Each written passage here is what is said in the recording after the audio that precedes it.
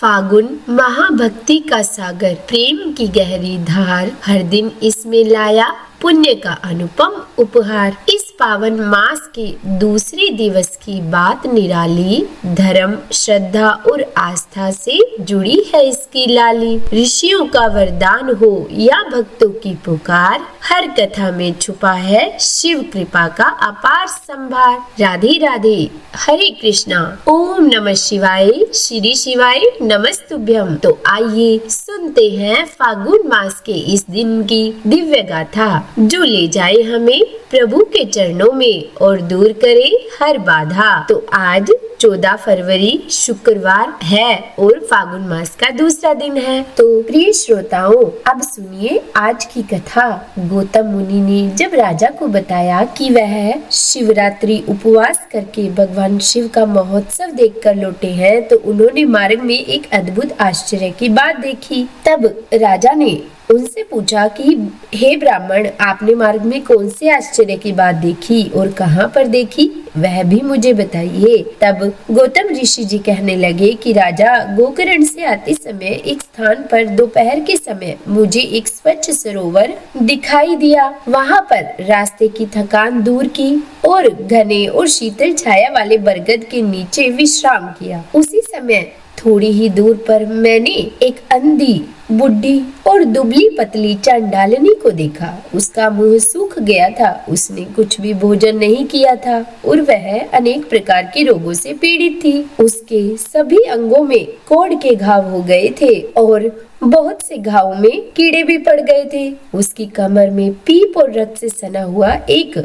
फटा पुराना एक वस्त्र लिपटा हुआ था। उसे उस दशा में देखकर मुझे बहुत ही दया आई और उसके मृत्यु काल की प्रतीक्षा करता हुआ मैं क्षण भर वहीं बैठा रहा। इतने में ही भगवान शंकर के पार्षदों द्वारा लाया जाता हुआ एक विमान मैंने देखा, जो अपनी किरणों से आकाश मार्ग को प्रकाशित कर रहा था। तब मैंने शीघ्र ही समीप जाकर आकाश में खड़े हुए उन शिव गणों से जाकर कहा कि आप लोगों को मेरा नमस्कार है। मैंने आप लोगों को पहचान लिया है। आप सभी महादेव जी के चरणों के सेवक है। आपने इस समय जो यहाँ आने का कष्ट उठाया है, तो वह आपकी यात्रा संपूर्ण लोगों की रक्षा करने के लिए हुई है या आप लोगों को कोई विनोद सूझा है? कृपया करके मुझे बतलाइए कि आप यहाँ पर किस लिए पधारे हैं। तब शिव जी के दूत बोले कि ये सामने जो बुढ़ी चांडालनी मर रही है, हम इसी को ले जाने के लिए आए हैं। भगवान शिव ने हमें ये आदेश दिया है। यह सुनकर मैंने पूछा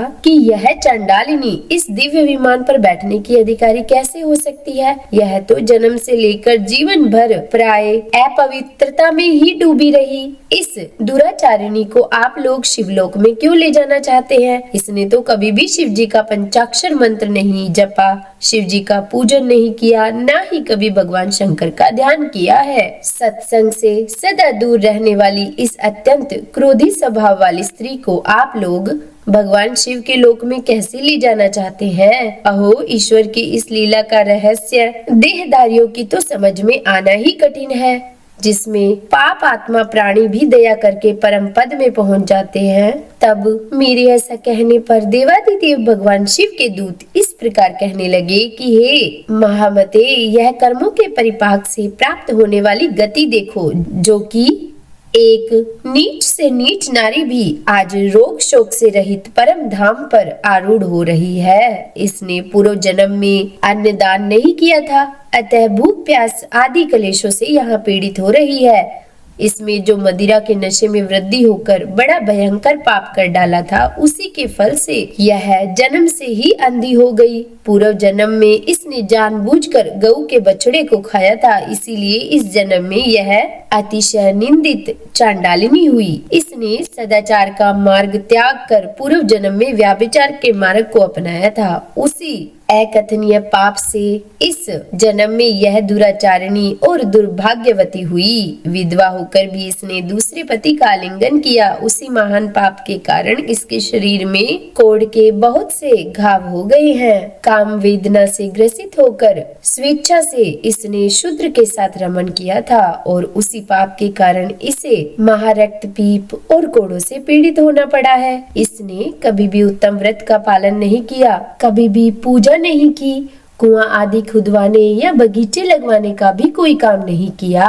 उन्हीं पापों के कारण यह सब भोग साधनों से रहित होकर दुख पा रही है। पूर्व जन्म में इस मूर्ख स्त्री ने मदिरापान किया था और उसी पाप से यह महायक्ष्मा की पीड़ा और हृदय शूल से तड़प रही है। मुनि श्रेष्ठ विवेकी महात्मा यही पर सब मनुष्यों में उनके संपूर्ण पाप चिन्ह देखते हैं। यहाँ पर जो बहुत से रोगों द्वारा पीड़ित और पुत्र तथा धन से हीन है, जो दुष्ट लक्षणों से कलेश पाने वाले और लाज छोड़कर भीख मांगने वाले हैं, वस्त्र, अन्न, पान, शैया, भूषण और अभ्यंग आदि से वंचित, कुरूप, विद्याहीन और विकल अंगों वाले अर्थात लूले लंगड़े और कुत्सित भोजन करने वाले, दुर्भाग्यवान, निंदित और दूसरों के सेवक हैं, यह सभी अपने पूर्व जन्म में बड़े भारी पापी रहे हैं। इस प्रकार यत्न पूर्वक विचार करके और संसार के मनुष्यों की दशा देखकर विद्वान पुरुष कभी भी पाप नहीं करता,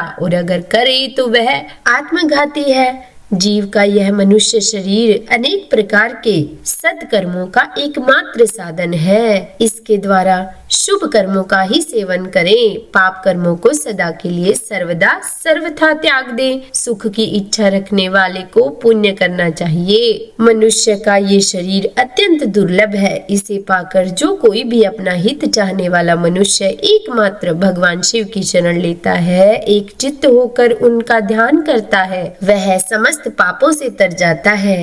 पहले इस दुराचारिणी स्त्री के मुख से और सावधानी में शिव जी का नाम उच्चारित हुआ। श्री गोकर्ण क्षेत्र में शिवरात्रि को उपवास करके रात में इसने जागरण किया और भगवान शिव के मस्तक पर बिल्वपत्र चढ़ाया। उसी का जो उत्तम फल है उसे यह आज भोगने जा रही है। यह सब तुम अपनी आंखों से देख रहे हो। आगे गौतम जी राजा को बोले कि हे राजन, इस प्रकार उन शिवदूतों ने उस चंडाल की योनि से उस जीव को खींचकर उसे दिव्य तेज से संपन्न कर दिया। उस नारी को दिव्य शरीर की प्राप्ति हुई और वह तेज की राशि से उद्भासित हो उठी। इसके बाद भगवान शिव के दूतों ने प्रसन्न होकर उसे विमान पर बिठा लिया और वह परम उदार रूप और लावण्य से सुशोभित तथा दिव्य रूप धारण करने वाली हो गई। उसकी देह से सब ओर दिव्य सुगंध और दिव्य प्रकाश फैल रहा था। वह विमान पर बैठी हुई भगवान शिव जी के चरणावृंदों का स्मरण कर रही थी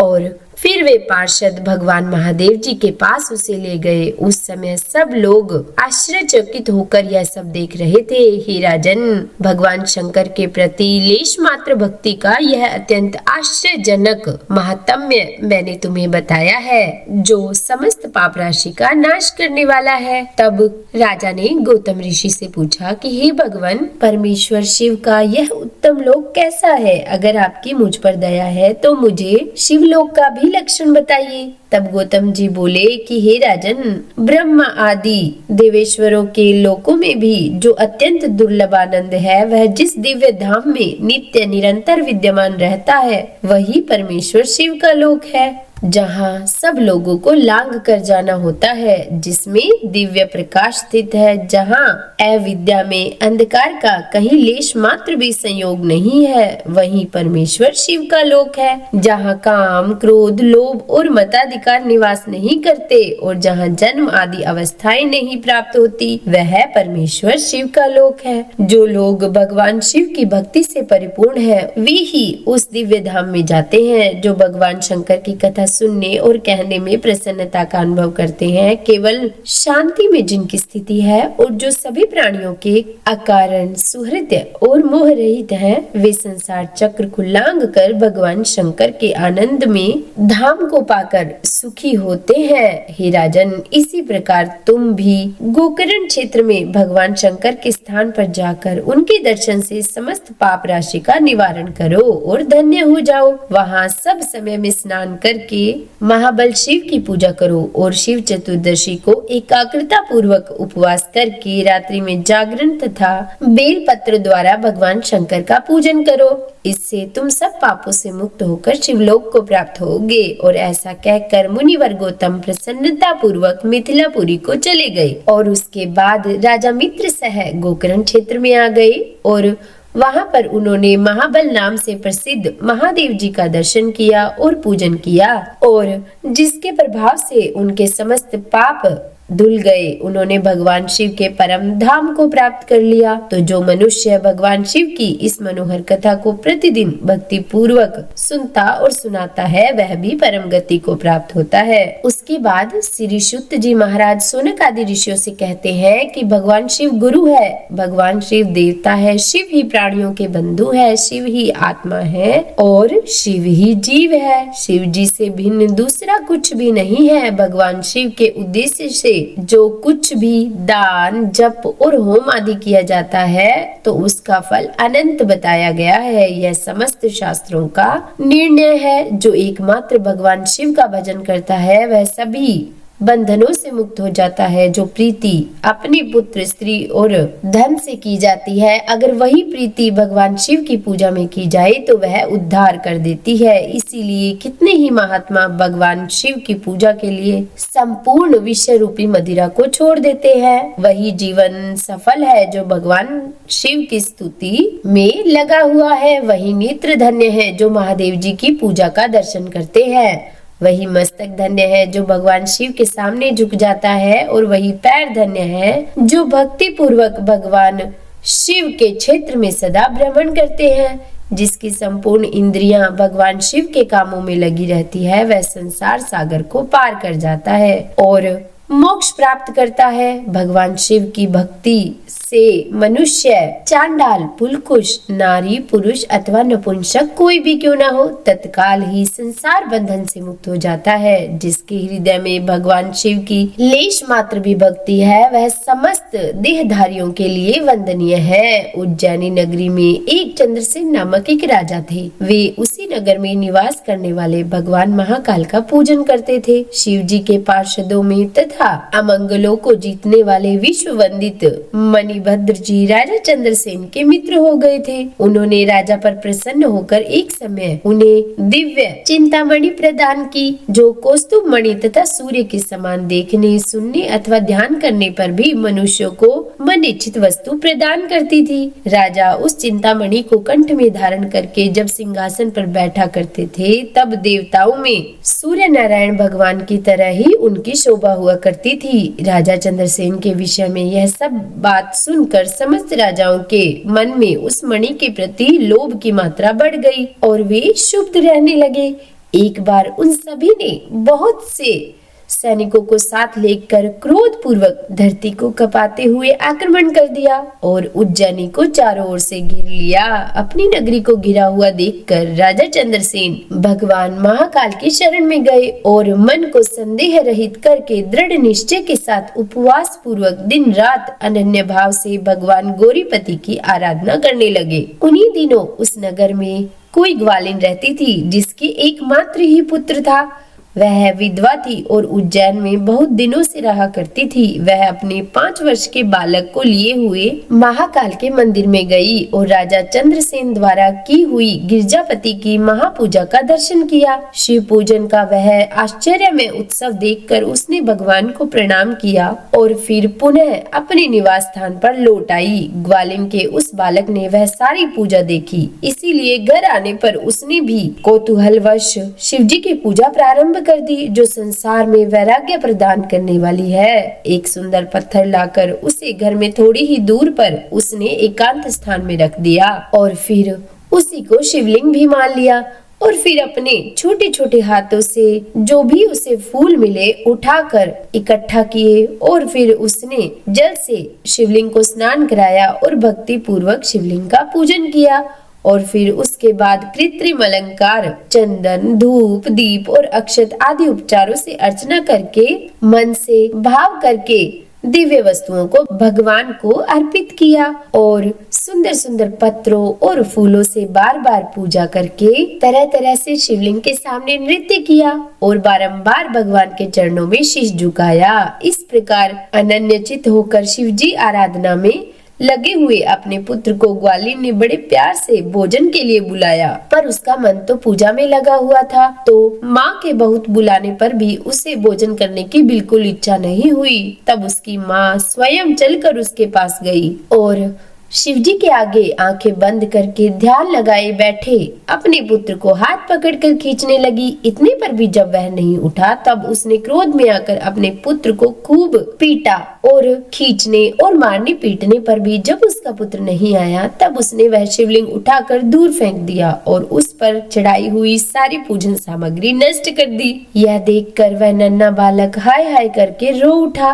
और रोष में भरी हुई वह ग्वालिन अपने पुत्र को डांट डपट करके फिर से अपने घर में चली गई। उधर भगवान शिव की पूजा को अपनी माँ के द्वारा नष्ट हुई देखकर वह बालक हे देव हे महादेव की पुकार करते हुए सहसा मूर्छित होकर गिर पड़ा। उसकी आंखों से आंसू की धारा बह रही थी, पर जब 2 घड़ी के बाद उसे होश आया तब उसने आंखें खोली और देखा कि उसका वही निवास स्थान परम सुंदर शिवालय हो गया है। उसकी शोभा बढ़ रही थी। उसके द्वार किवाड़ और सदर फाटक सब कुछ सोने के बन गए थे। वहाँ की धरती बहुमूल्य नीलमणि और हीरो की वेदिकाओं से सुशोभित थी। यह सब देखकर वह बालक ऐसा उठा और हर्ष से परमानंद के समुद्र में निमग्न सा हो गया। उसने समझ लिया कि यह सब भगवान शिव की पूजा का ही महत्व है और उसी के प्रभाव से यह दिव्य विभूति प्रकट हुई है। उसके बाद उस बालक ने अपनी माता के अपराध की शांति के लिए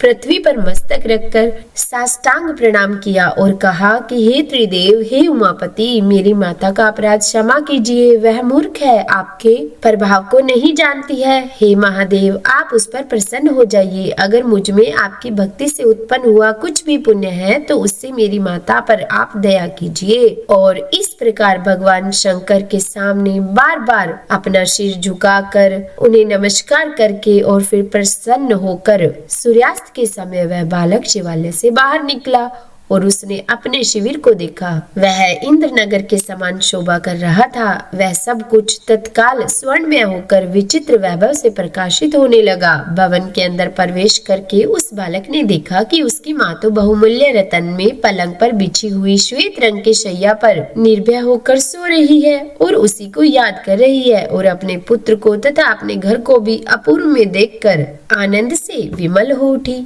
पुत्र के मुख से गिरजापति शंकर जी का प्रसाद सुनकर ग्वालिन ने राजा को सूचना दी, जो नित्य निरंतर भगवान शिव के भजन में ही लगे रहते थे। राजा अपना नियम पूरा करके रात में अचानक वहां आए और ग्वालिन के पुत्र का वह प्रभाव जो शंकर जी के संतोष से प्रकट हुआ था उसे देखा। स्वर्णमय शिव मंदिर, रतन में शिवलिंग और सुंदर मणियों से जगमगाता हुआ ग्वालिन का सुंदर महल देखकर राजा चंद्रसेन पुरोहित और मंत्रियों के साथ 2 घड़ी तक आश्चर्यचकित होकर परमानंद में डूबे रहे और उसके बाद उन्होंने आंखों से प्रेम की आंसू बहाते हुए ग्वालिन के उस बालक को हृदय से लगवा लिया। भगवान शिव के इस अद्भुत महात्म्य की चर्चा समस्त पूर्ववासियों में बड़ी तेजी से फैली और यही सब कहते सुनते वह रात मानो क्षण भर में ही बीत गई। राजाओं ने भी प्रातःकाल अपने दूतों के मुख से यह परम अद्भुत समाचार सुने और यह सुनते ही उनके मन से वैर भाव निकल गया। उन सभी राजाओं ने जो कि राजा से युद्ध करने के लिए आए थे सहसा हथियार डाल दिए और चकित होकर महाराज चंद्रसेन की आज्ञा से नगर में प्रवेश किया। उस रमणीय नगरी में प्रवेश करके भगवान महाकाल को प्रणाम करने के बाद सब राजा उस ग्वालिन के घर पर आए। वहां राजा चंद्रसेन ने आगे बढ़कर उनका स्वागत किया। वे बहुमूल्य आसनों पर बैठे हुए और प्रीतिपूर्वक विस्मित और आनंदित हुए। गोप बालक पर कृपा करने के लिए स्वतः प्रकट हुए शिवालय और शिवलिंग का दर्शन करके सभी राजाओं ने भगवान शिव को अपनी उत्तम बुद्धि समर्पित की और उनमें भक्ति पूर्वक मन को लगाया। उसी समय सभी देवताओं से पूजित परम तेजस्वी वानर राज हनुमान जी वहां प्रकट हुए। उनके आते ही सब राजाओं ने बड़ी तेजी से उठकर भक्ति भाव से विनीत होकर उन्हें प्रणाम किया। तब हनुमान जी कहने लगे कि हे राजा, भगवान शिव की पूजा के सिवा देहधारियों के लिए दूसरी कोई गति नहीं है। ये बड़ी सौभाग्य की बात है कि इस गोप बालक ने शनिवार को प्रदोष व्रत के दिन बिना मंत्रों के भी शिव जी का पूजन करके उन्हें पा लिया। शनिवार को प्रदोष व्रत समस्त देहधारियों के लिए दुर्लभ है। कृष्ण पक्ष आने पर तो वह और भी दुर्लभ हो जाता है। गोप वंश की कीर्ति बढ़ाने वाला यह बालक संसार में सबसे अधिक पुण्य आत्मा है और इसकी वंश परंपरा में 8वीं पीढ़ी में महायशस्वी नंद उत्पन्न होंगे और जिनके यहाँ साक्षात भगवान नारायण उनके पुत्र के रूप में प्रकट होकर श्री कृष्ण के नाम से प्रसिद्ध होंगे। आज से ये गोपाल नंदन संसार में श्रीकर नाम से विख्यात होगा। अंजनी नंदन हनुमान जी ऐसा कहकर उस गोप बालक को शिव जी की उपासना के आचार्य व्यवहार का उपदेश देकर वहीं अंतर्ध्यान हो गए। वृषभ राजा हर्ष में भरकर महाराज चंद्रसेन की आज्ञा लेकर वे सब राजा भी हर्ष में भरकर महाराज चंद्रसेन की आज्ञा लेकर जैसे आए थे वैसे ही लौट गए। महान तेजस्वी श्रीकर भी हनुमान जी का उपदेश पाकर धर्मज्ञ ब्राह्मणों के साथ शंकर जी की आराधना करने लगे। समय अनुसार भक्त श्रीकर गोप तथा राजा चंद्रसेन दोनों ने भक्ति पूर्वक भगवान शिव की आराधना करके परम पद को प्राप्त किया। यह परम पवित्र उपाख्यान कहा गया। यह परम गोपनीय रहस्य है और पुण्य और समृद्धि को बढ़ाने वाला है तथा गौरीपति भगवान शिव के चरणावृंदों में भक्ति भाव को बढ़ाने वाला और पापों का नाश करने वाला है। प्रदोष व्रत हर महीने की कृष्ण पक्ष और शुक्ल पक्ष की त्रयोदशी तिथि को रखा जाता है और जैसा कि इस अध्याय में बताया गया कि कृष्ण पक्ष में पड़ने वाला शनि प्रदोष व्रत बहुत ही पुण्य देने वाला है, सभी पापों का नाश करने वाला है। तो ऐसे में जो भी भक्त प्रदोष व्रत रखते हैं तो उन पर भगवान शिव की विशेष कृपा बनी रहती है और प्रदोष व्रत के दिन प्रदोष काल के समय भगवान शिव की शिवलिंग की विधिवत पूजा अर्चना करने से जीवन की कोई भी मनोकामना अधूरी नहीं रहती। तो बोलिए हर हर महादेव। आज का यह अध्याय अगर आपको पसंद आया हो तो प्लीज वीडियो को लाइक करके शेयर जरूर कीजिएगा और जिन्होंने चैनल को अभी तक सब्सक्राइब नहीं किया है तो सब्सक्राइब करना मत भूलिएगा और कमेंट बॉक्स में कमेंट करके भी मुझे जरूर बताइएगा।